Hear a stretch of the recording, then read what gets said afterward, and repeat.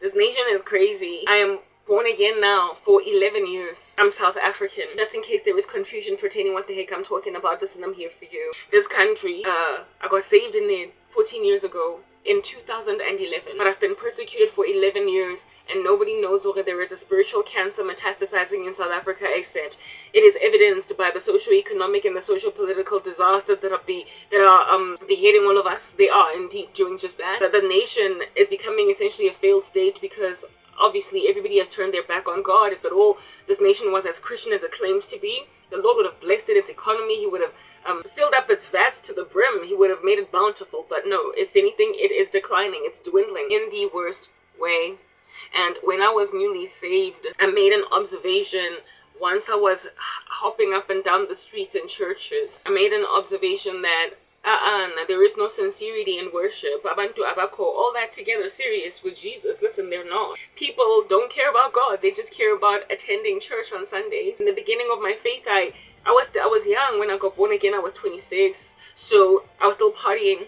Every so often I would go to the club, and I remember newly saved going to this nightclub, the venue in Melrose Arc, and I felt so out of place over there. It felt like it was just teeming at the falls with entities, with demons. I ended up absconding from that nightclub. But before I absconded, before I left my friends high and dry wondering where did I go, I had met a guy over there that I thought was really cute, and we had exchanged numbers. And I was expecting him to call me. I was yet to have too much conviction about where to meet men, and I was also yet to have too much conviction about what kind of a lifestyle makes for a Christian. But I was already born again because I was very grieved in that club. That's why I absconded. So it was easy for me to give a guy my number in a club. As a Christian, a new convert, yeah. Lo and behold, the guy did not call me. I guess he was into just taking numbers and making a decision not to call the next day. Whatever was his decision, he made it, and I'm glad he made it. But a week later, I saw that same guy at Rhema Church. And I was like, hey, that's the guy from the club that didn't call me.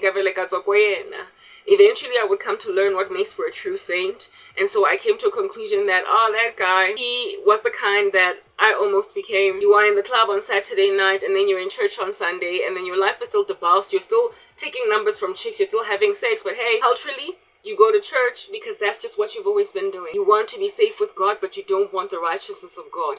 That is what South Africa is like. And I have discovered, therefore, that it's dead.